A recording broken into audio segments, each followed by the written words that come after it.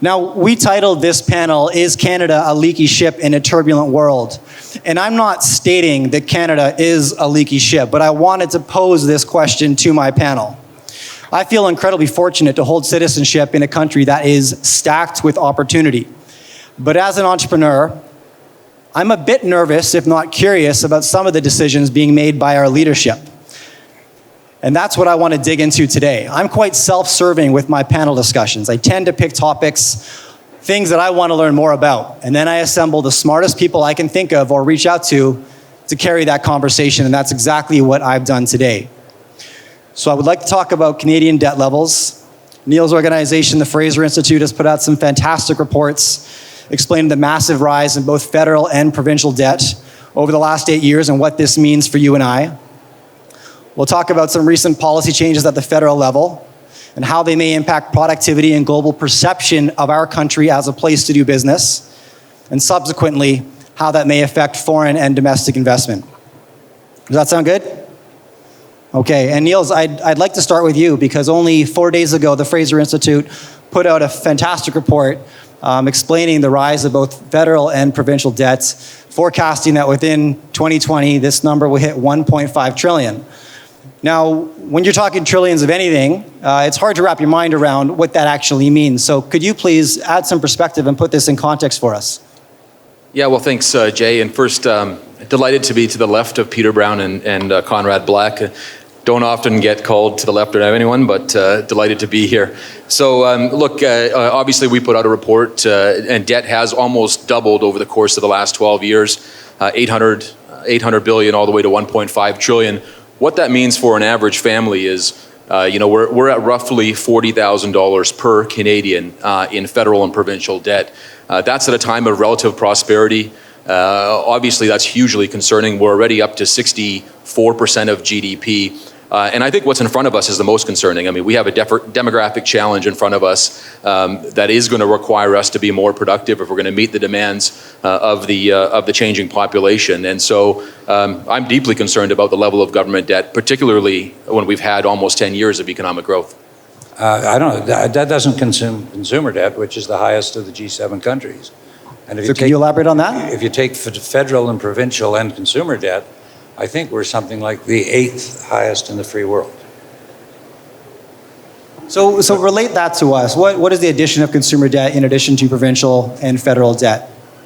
Well, I mean, I worry most about government debt. I mean, consumers and businesses respond very quickly to changing circumstances. An uptick in interest rates, consumers deleverage, businesses deleverage. It's governments, I think, that we have to worry about. They certainly don't respond to changes in the marketplace. We're in a low interest rate environment.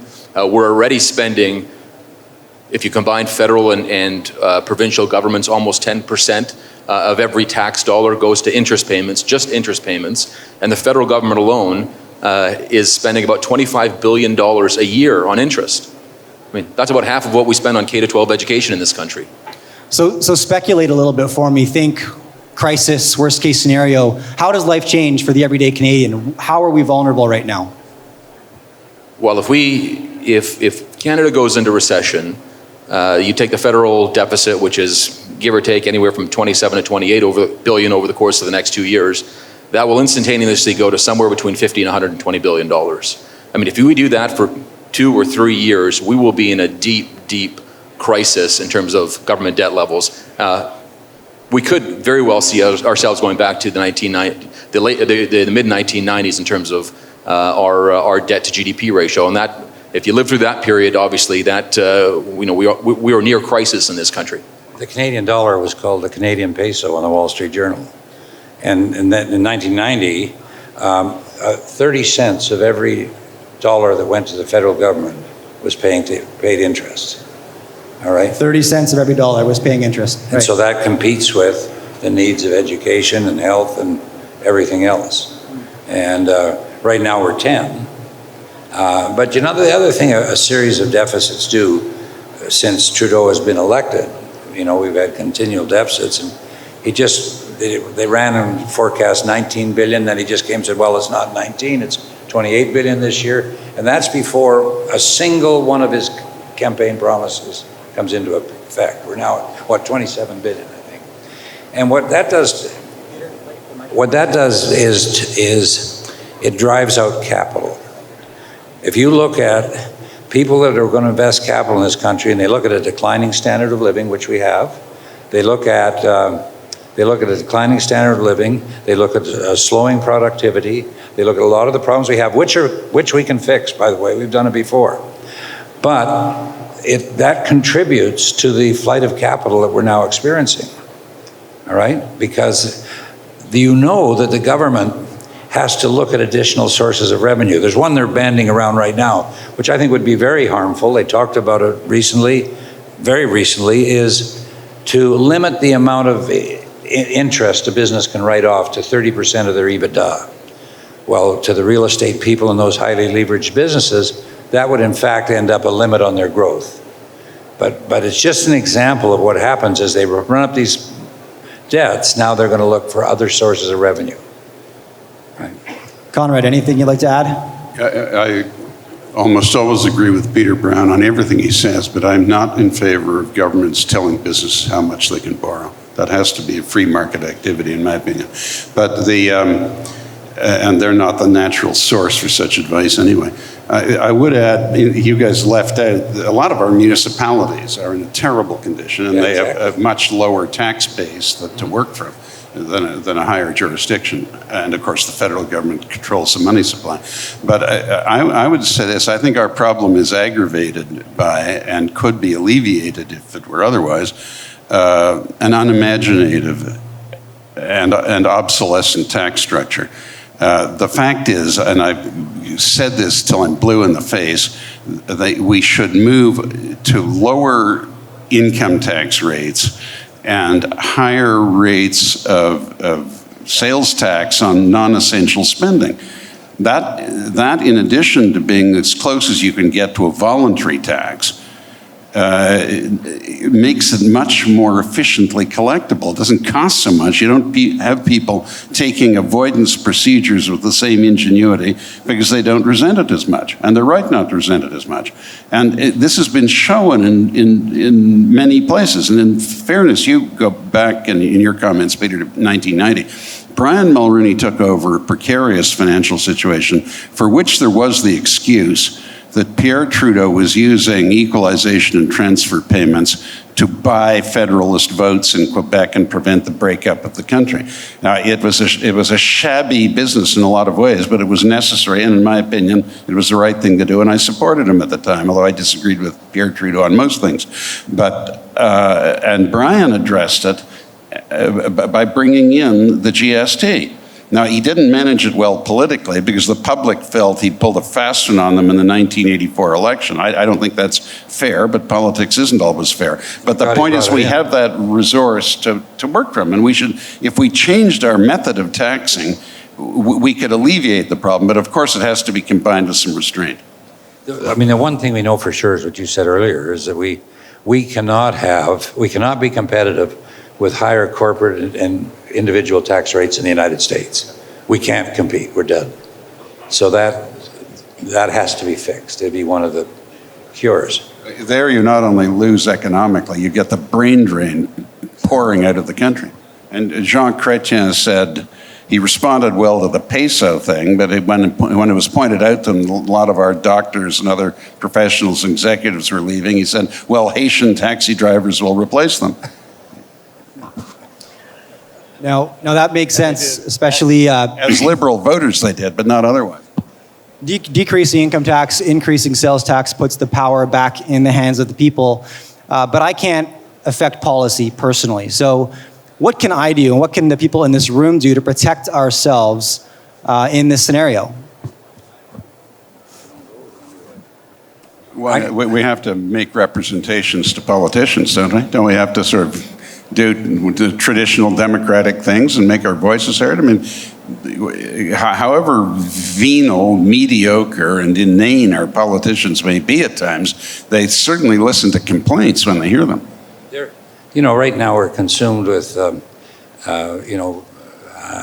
virtue signaling and identity politics and a lot of issues other than the core economic issues that you need to get stable to do some of these other more radical experiments, if you'd like. But you have to start with, I think we lack nation builders today. I think nationalism is almost a dirty word. And we have to have people that will come together and find those compromises that make a very difficult nation to come together. And you have to have public policy that starts to focus on productivity, and investment per worker is the key. I mean, our investment per worker is now around $13,000 and declined by almost 7% last year. The OECD is $16,000 and went up by almost 3%, and the Americans are $22,000 invested per worker, went up 8%. And that increases productivity, and that raises your standard of living, and then raises revenues to government. But we've got to start. I mean, it's just such a ridiculous statement when this government decides in its ability to compete, it's going to create a ministry of middle-class prosperity. Now, what the hell is that? Okay, thank you. I'd like to switch gears a little bit and, pulling from your presentation, Conrad, Canada is a resource-rich country, but how would you evaluate our performance right now, realizing that potential?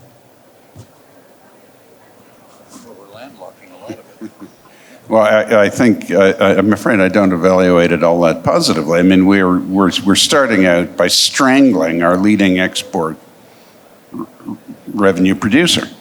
And we're doing it for reasons that are completely unjustifiable and are trendy. And my heart sank when the Prime Minister on election night said, we're going back to fight the number one problem of the country, climate change.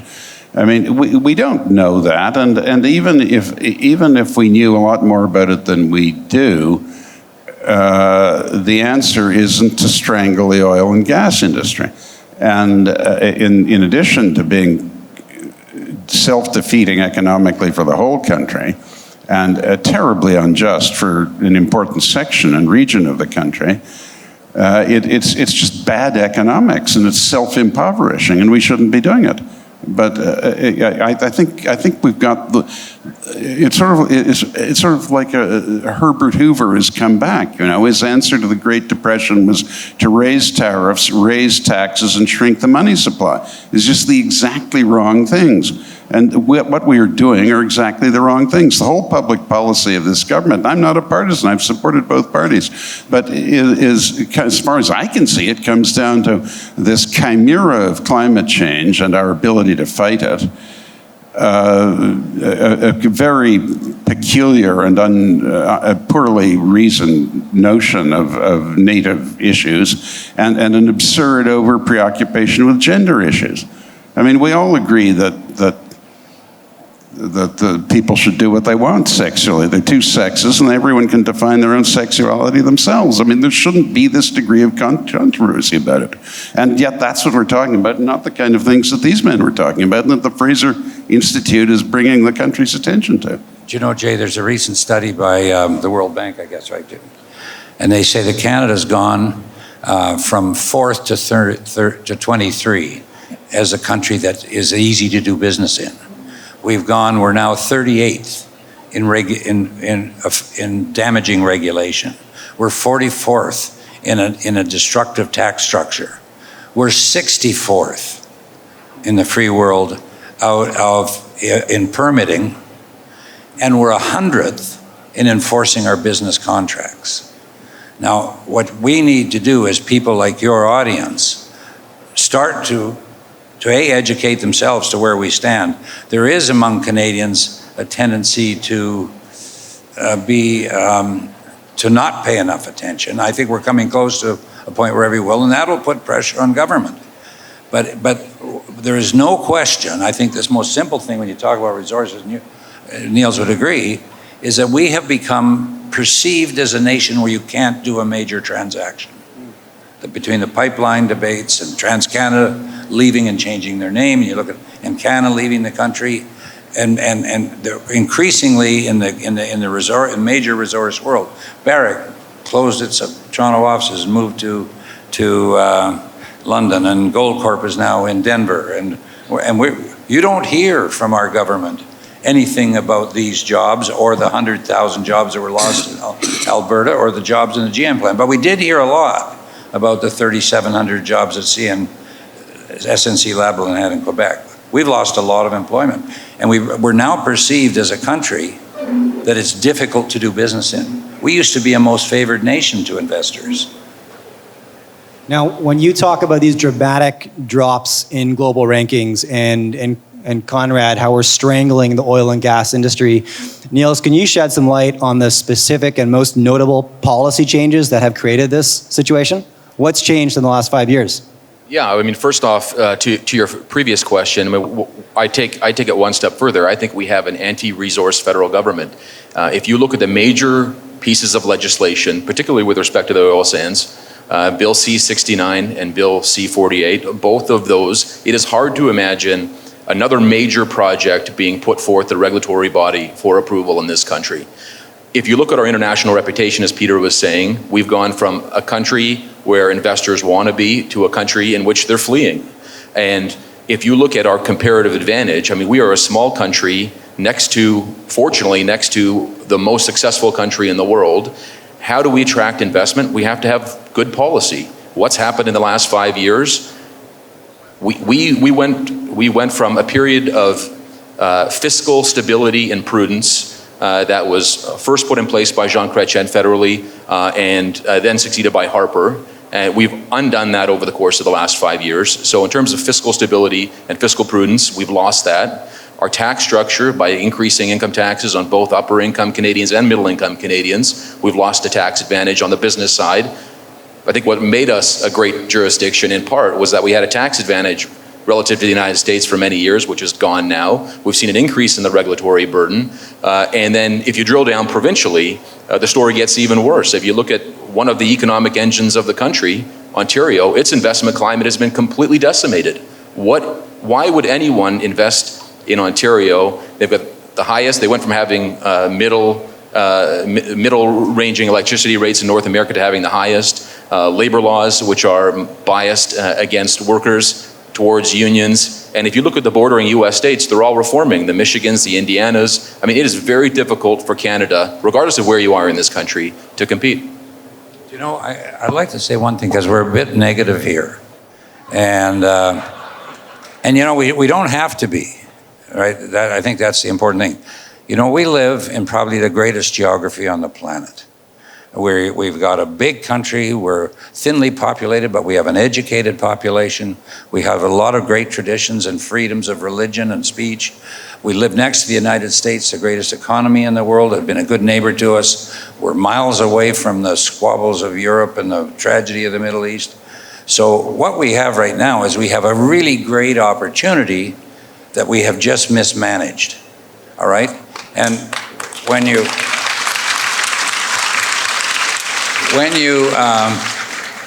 know, it's if you run a corporation and you put in the wrong president, or you got another job, you got to get rid of him. And we need to change management here. We need to come back with a much broader plan. All right, so thank you for that pivot, Peter. And it reminded me of a statement that Conrad made on the phone when we were preparing for this panel. You said, Canada has everything the world needs except tropical fruit. And the best market in the world just beneath us. So all three of you have studied Canadian history and policy far longer than I have. Can I ask, does any of this look familiar? Have you seen this story before? Yeah, I think you look back in the 1990s. I mean, 1995, the Wall Street Journal writes an article, Canada Bankrupt. It calls Canada an honorary member of the Third World. It calls the Canadian dollar Canadian peso. Okay. Automatically, the publication of that article causes our dollar to decline, interest rates to spike up. And then we went from being a basket case to being one of the most fiscally prudent countries in the world. And what happened? Jean Chrétien's government balanced the budget, federal budget, in 2 years. The wonderful story in Canada is that we had governments of different political stripes, federally and provincially, all doing the same thing. Getting their fiscal houses in order, reducing taxes, reducing the regulatory burden, making Canada more attractive to investment. It was the Liberals federally, it was the NDP in Saskatchewan, it was the Tories in Ontario, it was the Tories in Alberta, and Much later, it was the Liberals here in British Columbia. I mean, that ultimately, in the way in which we entered into the Great Recession in 2008, it was because we had that period of, call it 15 years, where we got our fiscal house in order and investment climate in order. That's a great Canadian success story. I mean, that shows that we can indeed change course very, very quickly. And I think the U.S. has been another great example of that. So I'm very optimistic on Canada. We do need to make changes. We do need to focus on the investment climate. And if we do that, things can turn around here very, very quickly. Anything to add to that, Conrad or Peter?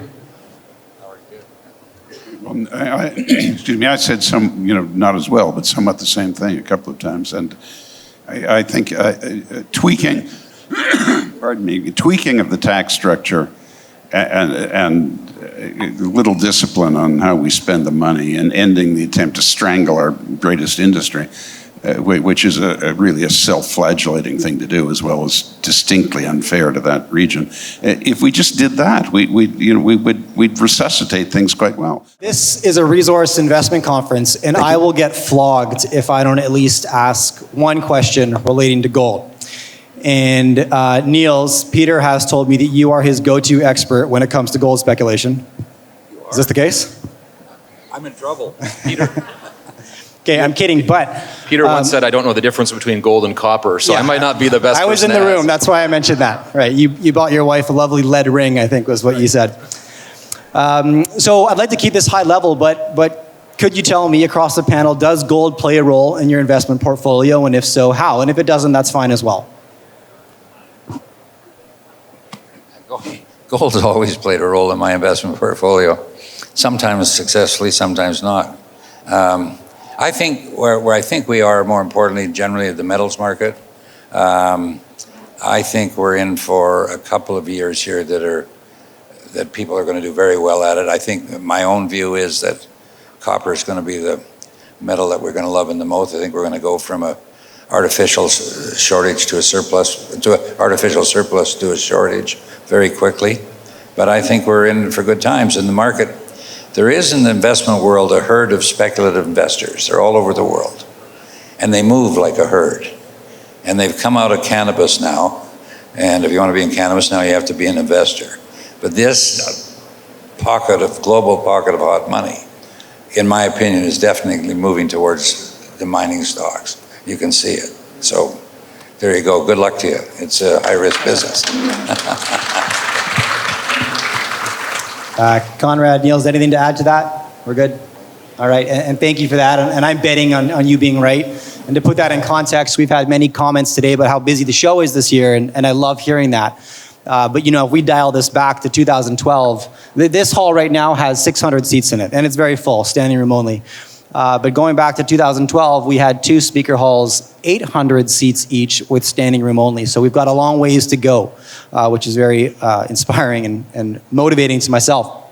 Now, I want to stick with you, Peter, if I can. If you were 25 years old today, knowing what you knew now, and you were set out to make your fortune in resource investing, what would you be doing? Well, I doubt that I'd be 25 years of age and know what I know now. So that's not possible. I ended up in the investment business by a complete fluke. I got a firm that wanted to send me to Montreal and Toronto and New York for 18 months called Green Shields, and I thought it was a pretty good deal, and I quite frankly didn't have a very high regard for stockbrokers. And when I got there, I fell under the influence of a mentor who turned me from a wastrel to a workaholic, and I became devoted to the business. I just think opportunity. I think my feeling is my grandfather changed jobs once in his life.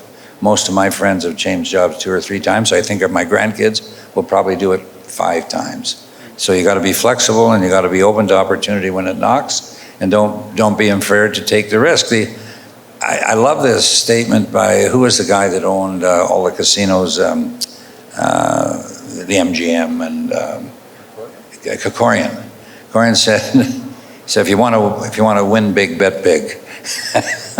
But everybody has to manage their own risk tolerance, and it can be completely different. But I think that my advice to youth, I can't tell them what career would be good for them, and I don't know what I would do if I was a young man today. But you got to keep your mind open to the opportunity when it does knock and take a risk, because all your risk is a bit of time. Is it a harder game to play today, or is it just different? Are you talking about the investment business? Yes. The investment business is a much tougher game. It's over-regulated. The margins are tougher. I think I was in the investment business for 50 years, and I think I was in the best times to be in it. Okay, thank you. Now I want to pivot to another industry that's become increasingly difficult to navigate, and that's the media sector. And so I'd like to shift to you, Conrad. And my first question for you is, do you have any recommendations for how one could proceed finding a trustworthy news source today? Yes. The best newspaper is the Wall Street Journal. And you can get it anywhere by the internet if you're prepared to pay for it. And I have to say of my friend Rupert Murdoch, we've had our ups and downs, so we're on an up now. He was a tabloid man, and he wasn't really a good quality newspaper publisher in England. He brought the Times down market, but he took over a good paper in the Journal and he made it better. He's made a great newspaper, a very great newspaper. He's performed a great service doing it. He's performed a great service operating a pro-business news network with Fox also. If you know what your views are, you can find a source that is reasonably sympathetic and takes a viewpoint similar to your own. But if you're relying on just general news, and if you don't have availability of the internet, it's very hard. But the bad news is the quality of our media is deteriorated.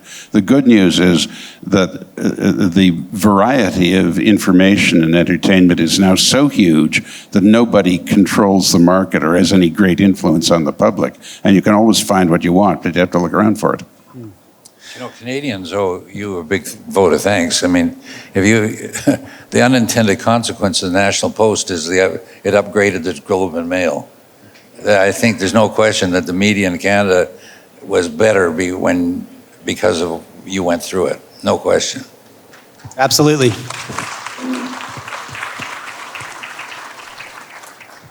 Now, this is an industry that's largely driven by authors and newsletter writers. So when I announced that we'd booked you to come and speak at this show, Conrad, I can't count how many people have approached me to tell me that you're their favorite author. My question is, if there are any aspiring authors out here today that are looking to improve their craft, do you have any advice for them? Are we talking about fiction or nonfiction writers here? Let's start with nonfiction. Well, if they want to write history, yes. What my advice would be, there are a few writers who write exceptionally well as historians, like McCullough, for example, or Atkinson, the U.S. military historian, Andrew Roberts. I just named those three, but there are a number of others. Adapt their style, and then on your research, get all the material and focus on putting more facts on the page. There's too much indiscipline in historic writing, and too many historical books are too long. I mean, Caro is a distinguished historian, but he has no business writing 4,000 pages on Lyndon Johnson. He was a very important man, and a congressional leader and a president, but there's no excuse for that, and he shouldn't be doing it. It's just self-indulgence. So you get the style, pack in the facts, and you'll be fine. As for nonfiction, I'm sorry, for fiction, for writing novels. I have no background in it, but what I could do is just give stylistic advice. Read Joseph Conrad, George Orwell, although he wasn't a novelist, and those two in particular, and be concise. You don't have to be monosyllabic like Hemingway, but don't try and be flowery writing fiction. It doesn't work anymore. It hasn't worked for 200 years. Excellent. And from a journalistic standpoint, anybody aspiring to build a name and a reputation, would you recommend someone tries to get published right now? Would you be approaching platforms like the National Post or publishing independently? How would you go about that? If you can write well and you research thoroughly and you have integrity in separating reporting from comment, and you send what you write to editors of the papers you admire, you've got to be patient. But eventually they'll publish you, and once they start, just keep up the quality of work and you'll be in more and more demand. Okay, now we've got a couple minutes left, and I'd like to pose a question to the panel. So I'm probably going to jump on you first, Niels. If you were 30 years old today, an aspiring entrepreneur, and you know what you know about Canada's landscape, what industries or ideas stand out as the most opportunistic? Well, first, Jay, I am 30 years old, so I guess I'll ask the question to myself. But no, look, Canada is I think we've all agreed Canada's a wonderful country. It's got lots going for it. Certainly, we've seen the tech sector in many major markets come alive, and that's very positive. And the wonderful thing about the entrepreneurial spirit is that despite all the barriers you put in front of entrepreneurs, they plow right through them.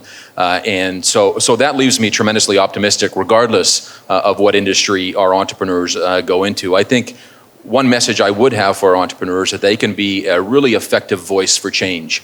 And we saw that with the small business tax changes that Liberals tries to push through in the early days of the government. I mean, entrepreneurs across the country got on board to say, no, hold on a second, you are disrupting something that's been in place and worked well for 30 years. So I would encourage the entrepreneurs to keep doing what they're doing, but to get more involved in policy, because if they start promoting change, that I think gives us a huge leg up in terms of changing the direction of the investment climate in this country. Thank you. Peter, anything to add? I think the only thing I'd add is I think if you're lucky, you'll find something you have a passion for. And passion does a whole bunch of things. It makes you want to get a little bigger every year. It makes you want to get a little better every year. It affects the people that you work with. And it just is a great driver of activity if you're lucky enough to find it. And I think you did in the media business, and I think I did in the investment business, but not everybody's that lucky. I'll tell you, there's a great quote I like, that one man worth passion is worth 40 people merely interested. I like that. Conrad, anything to add? It's like Napoleon's comparison between an army of lions and lambs. Of course, Peter's right. If you know what you want to do, and I sort of did, and some friends of mine did, that's a great advantage. If you don't, I think Peter's business of entering finance, however modest the place of entry, and it would be modest, at least you've got a window on a lot of different businesses, and you'll see an opportunity that arouses, to use Peter's word, passion, or you'll see a type of activity that does. Now, if your interest is just to make money, and you don't mind what business it is, as long as it does that for you, and the business that does it the best, that will come up on your radar screen if you're exposed to the alternatives. But there's always room in my, I was a bit in the finance business myself, and there's always room for creative financial instruments, new financial techniques, and it's a terribly interesting business in itself, but it also is a window on every other business, and it brings you in touch with every business. So if you get in there and keep your eyes open, you'll find something you like and stick with it. Okay. I want to thank you all for joining me on stage today and participating in this panel. It's absolutely been a highlight for me in my career and at this show. Ladies and gentlemen, please give my panel a